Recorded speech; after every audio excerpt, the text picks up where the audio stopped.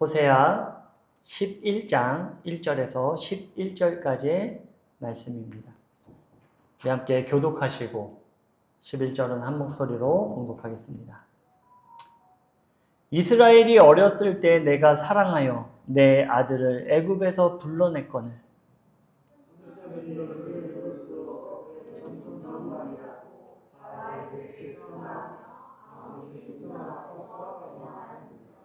그러나 내가 에브라임에게 걸음을 가르치고 내 발로 안았음에도 내가 그들을 고치는 줄을 그들은 알지 못하였도다.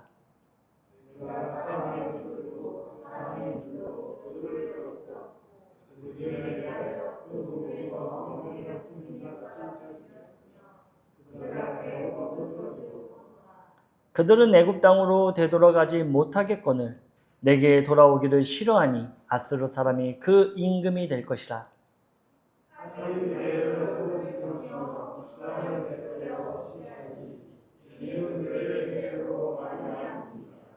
내 백성이 끝끝내 내게서 물러가나니 비록 그들을 불러 위에 계신 이에게로 돌아오라 할지라도 일어나는 자가 하나도 없도다.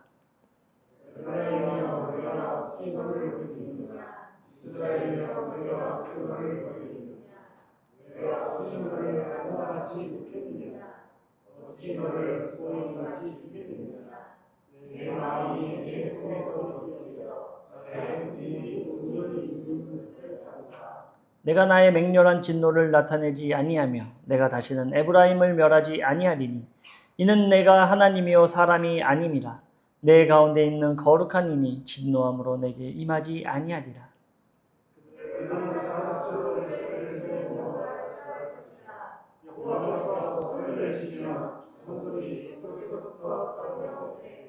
그들은 애굽에서부터 새같이 아스루에서부터 비둘기같이 떨며 오리니 내가 그들을 그들의 집에 머물게 하리라. 나 여호와의 말이니라. 아멘.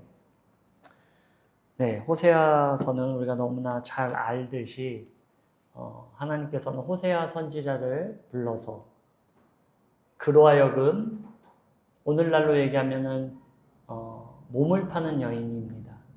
창녀와 결혼을 하게 하셨어요. 그럼에도 불구하고 그 고멜이라는 여인은 결혼을 해서 안정된 가정에 시집을 왔음에도 불구하고 지속적으로 다른 남자를 찾아서 집을 떠났습니다. 자, 그러면은 보통 어떻게 하겠습니까? 어떻게 하실 거예요? 네? 우리 이석봉 군우님, 만약에 내 아내가 한국에 갔더니 그렇죠. 예, 아마 보통은 그게 정상이지 않을까요?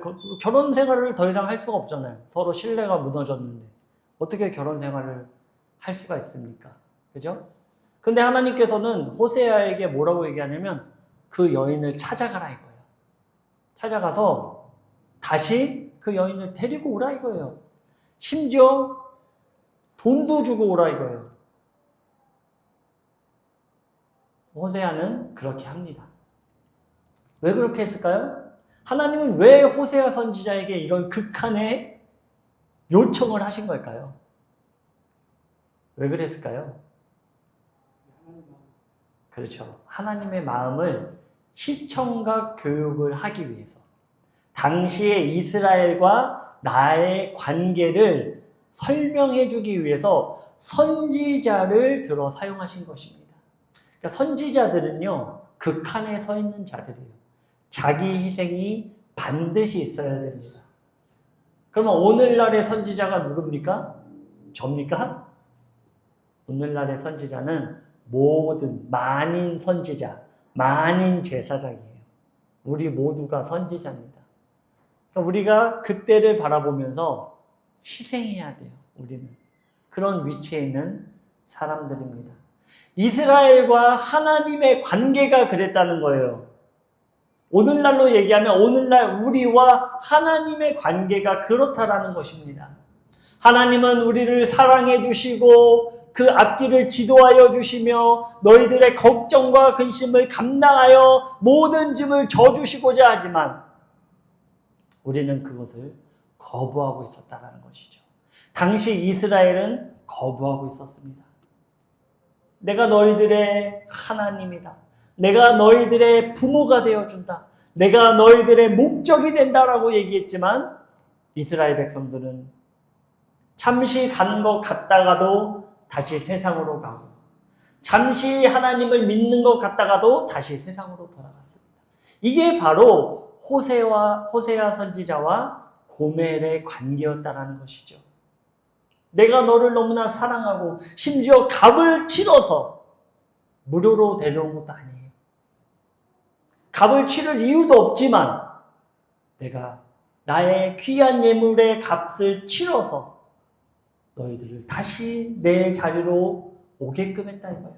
마치 예수 그리스도의 보혈의 핏값으로 우리를 사신 것처럼 아무 공로 없이 아무 값 없이 우리에게 너희들 사랑한다라고 말씀하신 것이 아니라 내 하나뿐이 없는 이 아들을 통해서 내가 너를 사랑하는 그 나의 목적, 나의 증거가 여기 있다라는 것이죠. 너희들을 사랑해 말로만 하시지 않았어요. 행위로서 보여주신 것입니다. 하나님 우리를 얼마나 사랑하십니까? 하나님 나를 얼마나 사랑하십니까? 저도 때때로 하나님께서 과연 나에게 지금 포커싱하고 계신가? 고민할 때도 많아요. 특히 요즘 그렇습니다. 사람이라는 게 참 나약하죠. 기도를 열심히 하고 나서도 돌아서서도 뭔가 나의 계획에 맞지 않게 돌아갔을 때에는 하나님이 과연 이 시간에 나에게 포커싱하고 계신 것인가? 과연 이 시간에 나에게 집중하고 계신 것인가? 정말로 지금 내가 걸어가는 발걸음 가운데 앞서서 나를 인도하고 계시는 것인가? 라고 가끔씩 마음을 먹을 때가 있어요. 근데 그럴 때마다 하나님은 하나씩 그 장막을 벗겨주시는 것 같아요. 이만큼 기억하고 있어. 이만큼 시기를 조율하고 있어. 그러면서 항상 느껴지는 것이 하나님의 완벽한 타이밍. 그것을 내가 하나님을 믿음으로 내가 하나님을 믿고 내가 그런 하나님을 내가 군우님들과 나누고 있는데 정말로 그 하나님의 신뢰도를 하나님께서 원하시고 계시구나. 정말로 그래요. 사회에 있을 때랑 목회자를 할 때랑 우리는 이런 얘기 하잖아요. 말은 쉽지요. 정말 목회자들의 경험이 없으면요. 말은 쉽게 해요. 그게 뭐 어렵습니까? 하나님 믿고 의지하는 게 뭐 어렵습니까? 경험이 없으면 그렇게 얘기할 수 있어요. 근데 그게 정말로 어려운 일이에요. 노력이 필요한 거예요. 제가 이제 다음 주 말씀도 같이 이제 묵상을 하면서 제가 이제 시간을 쪼개서 계속 이제 말씀을 묵상하고 말씀을 나눠야 되니까 양과 질이 좋아야 되잖아요. 그러다 보니까 다수의 말씀을 묵상하면서 이제 주일을 준비하고 있는데 다음 주의 말씀은 이제 시편 37편의 말씀인데요. 거기 보면은 미리 얘기하면 안 되나요? 네. 우리의 노력이 반드시 필요해요.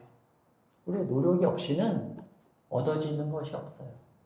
하나님 제가 기도하고 하는데 알아서 해주셔야죠. 그렇지 않아요. 하나님께 나아가고자 하는 하나님을 믿고자 하는 노력이 있을 때만이 하나님은 그 노력을 통해서 우리의 믿음을 더욱더 완고하게 더욱더 강성하게 만들어주세요.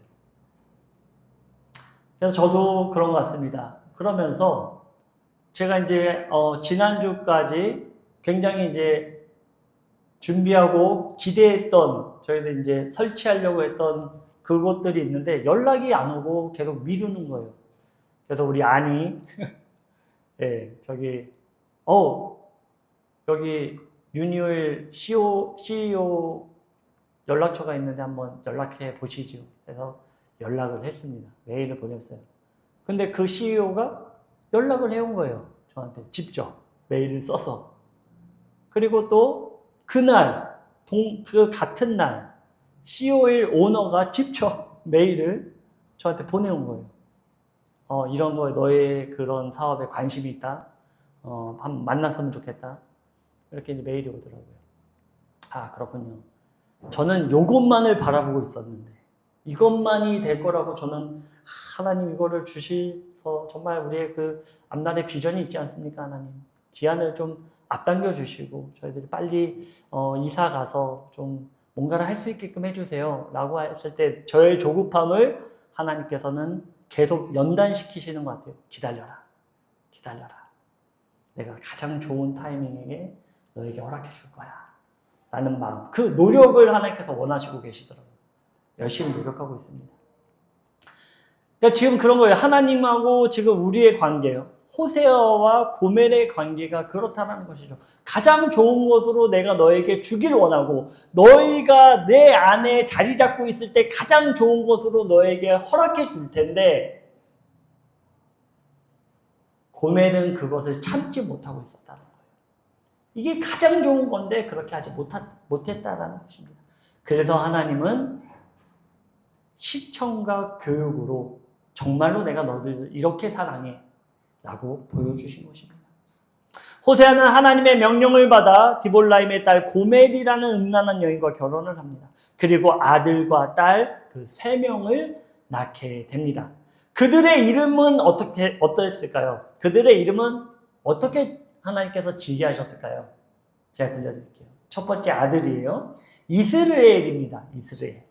뜻은요, 이스라엘 족속의 나라를 폐할 것이다. 내가 너희들을 폐할 것이다. 이름이 그래요. 첫째 아들 이름이. 둘째는 딸입니다. 로루하마라는 이름을 쓰고 있는데요. 뜻은요, 이스라엘 족속을 긍휼히 여기지 않고 용서하지 않을 것이다 라는 의미를 갖고 있습니다. 무섭죠. 그리고 마지막 셋째 아들인데요. 로암미라라는 이름을 쓰고 있습니다. 이 뜻은요, 너희는 내 백성이 아니요 나는 너희 하나님이 되지 아니할 것이다 라는 뜻을 갖고 있어요. 다 합치면 뭡니까? 너희들의 나라를 폐할 것이고 너희를 불쌍히 여기지 않고 내가 용서하지 않을 거야.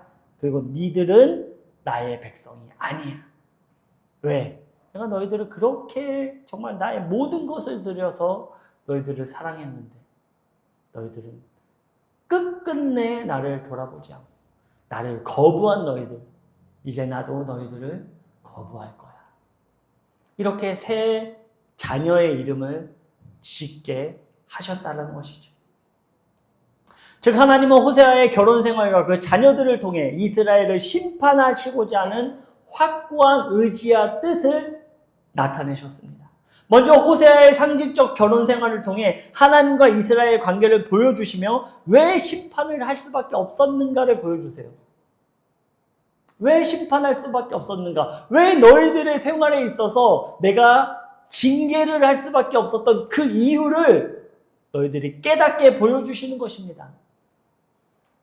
음란했던 너희들, 죄악으로 가득 차 있던 너희들을 내가 값을 치러서 너희들을 사건을 계속해서 나를 거부하는 너희들의 모습.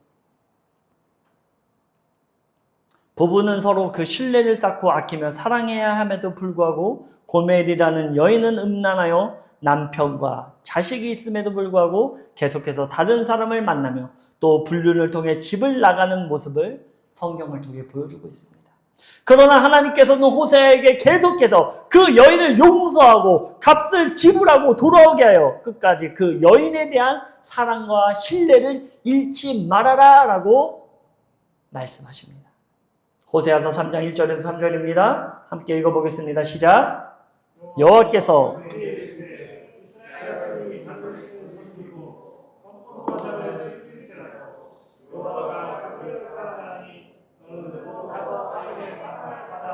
음령화된 여자를 사랑하라 하시기로 내가 은 15개와 보리 한 호멜 반으로 나를 위하여 그를 사고 그에게 이르기를 너는 많은 날 동안 나와 함께 지내고 음행하지 말며 다른 남자를 따르지 말라. 나도 내게 그리하리라 하였노라. 네, 다 있죠. 지금 뭐라고 얘기하고 있습니까? 제가 말씀드린 내용을 얘기하고 있는 거예요. 이스라엘 자손이 다른 신을 섬겼고요. 건포도 과자, 그 문화를 사랑했다는 거예요. 하나님의 문화를 사랑한 게 아니라 거룩의 문화를 선도했던 것이 아니라 세상의 문화를 쫓아가고 있었다는 것이.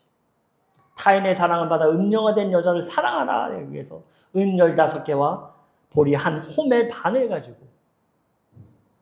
찾아갔다 이거죠. 샀다라는 것이죠. 다른 남자를 따르지 말라. 내가 너를 더 사랑하고 더 아껴줄게. 라고 얘기했어요. 하나님은 호세아의 부부 관계를 통해 자신을 멀리하고 떠나버린 이스라엘 백성들을 끝까지 사랑하고 또 책임지신다는 말씀을 우리에게 하고 계신 거예요. 오늘 우리에게도 말씀하신 것입니다. 너희들이 어떤 상태로 나에게 예배를 나오고 어떤 상태로 예물을 드리며 어떤 상태로 세상을 살아가는지 내가 알지만 그럼에도 불구하고 나는 너희를 사랑하며 너희를 끝까지 지켜보고 너희들의 삶을 붙잡고 있다는 것을 오늘 우리에게 말씀하시는 것입니다. 여로보암 당시에 이스라엘은 온통 죄악뿐이었어요. 죄로 가득 차 있는 때가 바로 여로보암 왕 때입니다. 하나님을 섬긴다 하면서 그들은 자신의 쾌락과 물질을 쫓아 살았습니다.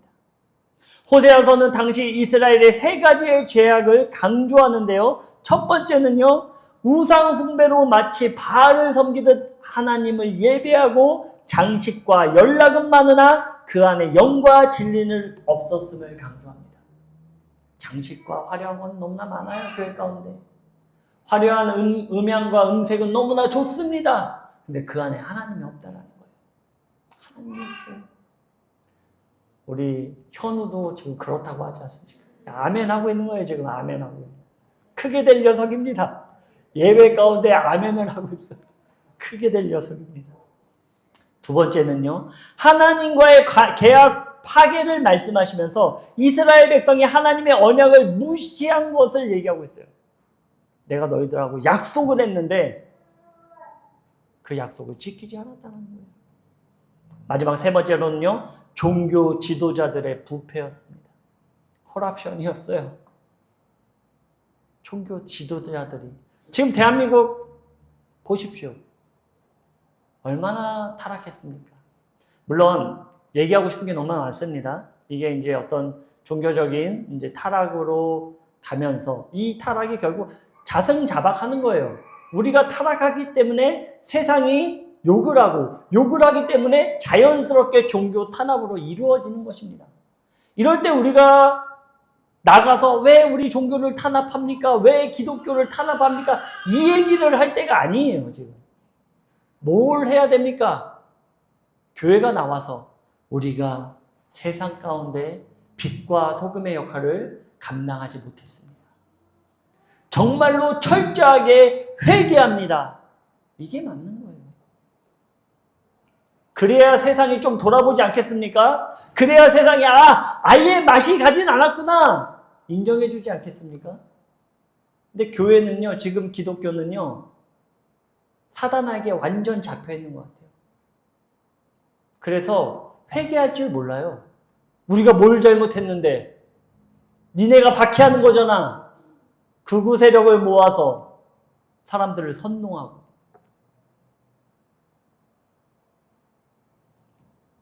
그러면 그럴수록 상대방은 어떻게 합니까? 더 기고만장하는 거예요. 지금 정치계가요, 좌나 우나 잘하고 있습니까? 서로 싸우기에 바빠요. 근데 워낙 극우들이 득세를 하고 말을 하니까 여기가 가려지고 있는 거예요. 그러니까 사람들이 여기를 못 보게 만드는 것이죠. 왜? 여기가 너무 잘못하고 있으니까. 서로 똑같이 잘못하고 있음에도 불구하고. 눈을 가리는 것입니다. 종교 지도자들의 부패, 윗물이 맑아야 아랫물이 맑지 않습니까? 윗물이 부패 있는데 어떻게 아랫물이 맑을 수가 있습니까? 말이 안 되는 것이죠.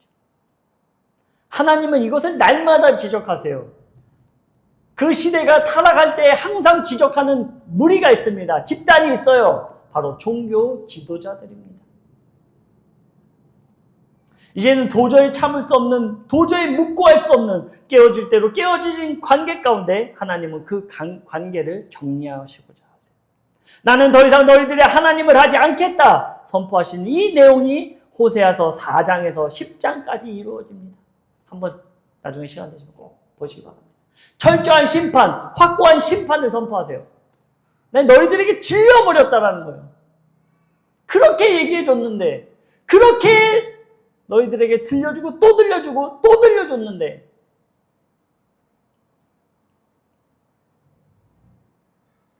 호세아 당시 이스라엘 백성들은 자신들을 무한정 사랑하시고 보호하시는 하나님의 팔을 스스로 거부해버렸습니다. 그리고 이제는 심판이 없이는 회복될 수 없음을 보여주고 있죠. 하나님은 십자가까지 철저한 심판을 선포하십니다. 아주 철저한 심판을 얘기하고 계세요. 아주 철저한 징계를 하나님께서는 준비하고 계신 것입니다. 그리고 그 심판을 선포하시던 하나님은 마치 부모가 아주 이쁘고 사랑스러울 때 자녀를 회상하듯 오늘 이 11장을 회상하고 있는 거예요. 내가 너희들을 징계할 거야. 너희들을 심판할 거야. 라고 4장부터 10장까지 말씀해 주셨어요. 그리고 말씀하시고 나서 11장에 내가 너희들을 얼마나 사랑했는지, 내가 너희들을 얼마나 아끼고 너희들의 모든 발걸음을 내가 얼마나 기뻐했는지 하나님께서 회상하시는 것입니다. 1절부터 4절 우리 한 목소리 읽어보겠습니다. 시작. 이스라엘이 어렸을 때 내가 사랑하여 내 아들을 애굽에서 불러냈거든. 선지자들이 그들을 부를수록 그들은 점점 멀리하고 바알들에게 제사하며 아로새긴 무상 앞에서 분향하였느니라. 그러나 내가 에브라임에게 걸음을 가르치고 내 팔로 안았음에도 내가 그들을 고쳤는 줄을 그들은 알지 못하였도다. 내가 사람의 줄 곧 사랑의 줄로 그들을 이끌었고 그들에게 대하여 그 목에서 멍에를 벗기는 자같이 되었으며 그들 앞에 먹을 것을 두었노라. 이스라엘을 아이의 때로 비유하면서 자신이 얼마나 이 백성들을 사랑했는지, 오늘 이 시간 하나님께서 우리를 얼마나 사랑하시는지를 오늘 이 시간 우리에게 들려주시고 있는 것입니다. 죄악된 이 세상에서 건져 나의 자녀로 너희를 삼아주었고, 내가 그 어린 너희에게 걸음마를 가르쳤으며 내 강한 팔로 모든 두려움에서 너를 안아주었고 너를 잊을까 사랑의 줄로 매어 종일 너를 따라 다녔노라. 하나님께서 말씀하시는 것입니다. 오늘 우리들에게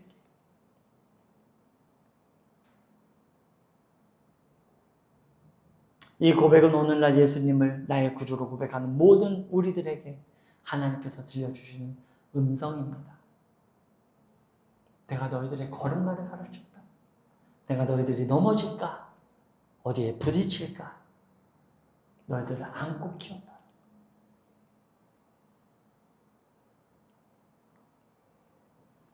이렇게 애지중지 우리를 키워주시고 때때로 당하는 모든 위기의 순간에 우리와 함께 해주셨는데, 우리는 머리가 크고 장성하여 우리가 언제 그렇게 해달라고 했냐며 하나님께 따지는 것입니다. 하나님을 떠나고 떠난 자리에서 하나님은 창자가 끊어지라 돌아오라 우리에게 외칩니다. 끝끝내 떠나가서 돌아오지 않는 우리들에게도 하나님은 오늘 이 시간에도 끝끝내 우리에게 외치고 계신 것입니다. 호세아서 11장 5절에서 7절입니다. 한 목소리로 봉독해 보겠습니다. 시작. 그들은 애굽 땅으로 되돌아가지 못하겠거늘 내게 돌아오기를 싫어하니 아수르 사람이 그 임금이 될 것이라. 칼이 그들의 성읍을 치며 빗장을 깨뜨려 없이 하리니 이는 그들의 계책으로 말미암느니라. 내 백성이 끝끝내 내게서 물러가나니 비록 그들을 불러 위에 계신 이에게로 돌아오라 할지라도 일어나는 자가 하나도 없더라. 하나님께서는 누구보다도 가장 안전하고 평안한 곳, 또 원수가 범접하지 않는 곳, 바로 그곳으로 돌아와 너희의 짐을 내려놓으라고 하시지만 이스라엘은 자신들의 눈에 보기에 좋은 세상만이 안정과 평화, 번영이 있다라고 고집했습니다. 그러면서 그 세상과는 비교할 수도 없는 하나님의 품으로 돌아가려 하지 않은 것입니다.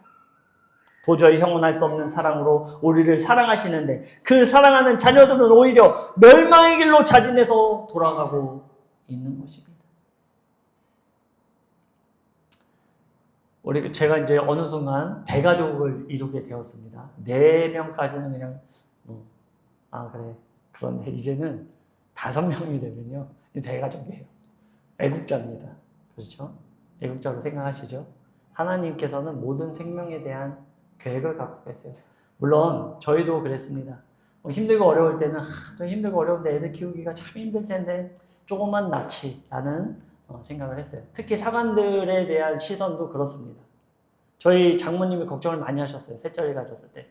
아이고, 한국 들어와서 목회를 어떻게 하려는데. 그 의미가 뭐냐면 부담을 가진다는 거예요. 교인들이. 세상이 참 그렇게 돼버렸어요. 아, 자녀가 셋이면 교회가 부담스러워할 텐데. 우리 군우님들은 안 그러기 바랍니다. 아멘. 제가 책임질게요. 네, 걱정하지 마십시오. 세상이 참 그 생명에 대한 귀함보다도 어떤 물질을 먼저 생각하는 세상, 참 안타까운데요. 어쨌든 3명의 아들을 두게 되다 보니까 참 많은 일들이 있습니다. 제가 바라고 원하기는 샤인시오 리에리가 참 나이스하고 매너가 좋고 다른 사람들을 배려하고 자신의 주장보다는 다른 사람의 의견을 존중해주는 그런 역할을 감당하는 아이들로 키우고자 합니다. 그것이 모든 부모의 의지고 뜻이고 바람이죠. 또 반드시 그렇게 키워야 되고요. 그런데 아이들이 그 뜻과 정반대로 행한다라고 생각해 보십시오. 저도 똑같아요. 몇 번은 말로 아주 좋게 타일입니다. 안아도 주고요. 맛있는 것도 사주고요. 원하는 것도 사주기도 합니다. 얘기를 충분히 들어주고 위로도 해줍니다. 그런데 그 와중에 그렇게 했음에도 불구하고 아이들이 사람들을 만나서 똑바로 인사를 하지 않는다든지 누군가가 자기보다 조금 부족한 모습이 있으면 무시를 하려고 든다든지 그러면 어떻게 해야 될까요? 그래도 잘한다 해야 될까요? 그럼에도 불구하고 맛있는 걸 사줘야 될까요? 어떻게 생각하세요? 맞아야죠. 맞아야 돼요. 혼나야 됩니다. 징계가 필요해요. 하나님은 이스라엘에게 심판을 선포하십니다. 왜 그렇습니까? 징계가 없이는 도저히 옳은 길로 걸어갈 징조가 보이지 않기 때문입니다. 그러나 하나님은 이스라엘에게 징계를 선포하시고는 지금 이렇게 고백하시는 것입니다. 8절 우리가 함께 봉독하도록 하겠습니다. 시작. 에브라임이여 내가 어찌 너를 놓겠느냐? 이스라엘이여 내가 어찌 너를 버리겠느냐? 내가 어찌 너를 아드마같이 놓겠느냐? 어찌 너를 스보임같이 두겠느냐? 내 마음이 내 속에서 돌이켜 나의 긍휼이 온전히 불붙는 하도다. 이 부모의 마음이죠. 샤인시오를 아직 리에리는 혼나지 않았죠. 혼내면서 부모의 마음이 어떻겠습니까? 부모의 마음이 어떻겠습니까? 예를 들어서 한 10분 혼냈다 그러면은 부모는 한 10일 고생해야 돼요. 아, 우리 애가 그때 상처받지는 않았을까? 가슴이 미어지고 아프고 하지만 자녀를 위해서는 어떻게 해야 됩니까? 그거를 인내해내야 돼요. 왜? 내 자녀가 사회 구성원으로 자라나기 위해서는 어쩔 수 없어요. 하나님도 지금 이 마음입니다. 불붙는 듯해요. 내가 너희들 그 혼낸 너희들에게 다시 가서 안아주고 싶고 다시 한번 너희들에게 손을 잡아주고 싶고 불붙는 듯 하지만 하나님 참고 인내하시는 것입니다. 징계하고 싶지 않아요. 그래도 어쩔 수 없습니다. 그게 바로 자녀를 향한 부모의 자기 부정인 것입니다. 아니야, 내 자녀는 좋아질 거야. 내 자녀들은 돌아올 거야. 이것이 바로 우리를 향한 하나님의 마음인 것입니다. 9절 함께 봉독하겠습니다. 시작. 내가 나의 맹렬한 진노를 나타내지 아니하며 내가 다시는 에브라임을 멸하지 아니하리니 이는 내가 하나님이요 사람이 아님이라. 내 가운데 있는 거룩한 이는 진노함으로 내게 임하지 아니하리라. 아멘. 위에서 말하는 에브라임은 북이스라엘의 가장 큰 지파이고요. 아드마와 스보임은요, 소돔과 고모라가 멸망할 당시에 같이 멸망해버린 성읍입니다. 이 백성, 즉 이스라엘 모든 백성을 향한 그 사랑을 포기할 수 없음을 말씀하시고 아드마와 스보임처럼 멸망시키지 않겠다 약속하시는 것입니다. 우리가 요즘 어떻게 살지라도 징계는 하시겠지만 그 징계를 통한 완전한 멸망을 하나님께서 원하시는 것이 아니라 그 징계를 통해서 하나님은 영원한 나라, 영원한 평안으로 이끌어 주신다는 약속이에요. 사람은 감정에 치우쳐 포기할지라도 하나님은 사람이 아니니 절대로 포기하지 않고 회복시키겠다 자녀를 살리기 위해서는 어떻게 해야 되겠습니까? 부모의 희생이 필요한 것입니다. 아까 말씀드렸죠. 불붙는 듯한 희생이 필요해요. 하나님은 영원한 약속, 영원한 회복, 영원한 사랑을 약속하시면서 9절에 예수 그리스도의 희생적 사랑, 즉 자신의 희생을 약속하신 거예요. 예수 그리스도를 통해 내가 너희들에게 영원한 회복을 명할 것이다. 무엇 때문에 그렇습니까? 바로 하나님께서 우리를 향한 사랑과 그 사랑 때문에 하신 약속 때문입니다. 약속. 사람이 아닌 하나님은 사랑의 수단과 방법의 진노가 아닌 자신의 희생, 즉 사랑으로 그 진노를 스스로에게 돌리십니다.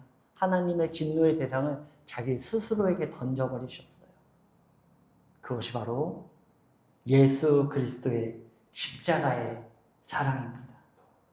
사랑하는 마닐라 한인영문 군우 여러분, 오늘 본문을 통해 우리는 하나님의 마음을 다시금 깊이 있게 묵상하게 됩니다.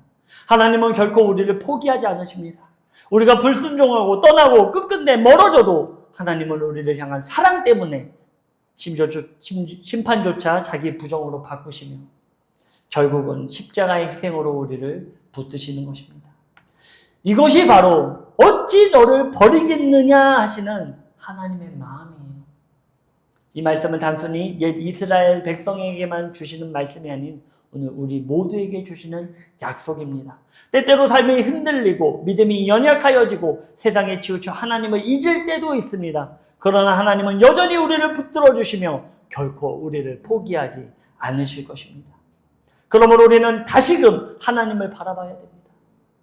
나를 끝까지 붙들어 주시는 주님의 사랑에 감사하고 나를 포기하지 않으시는 그 은혜에 우리는 오늘 시간 무릎 꿇어야 될 것입니다.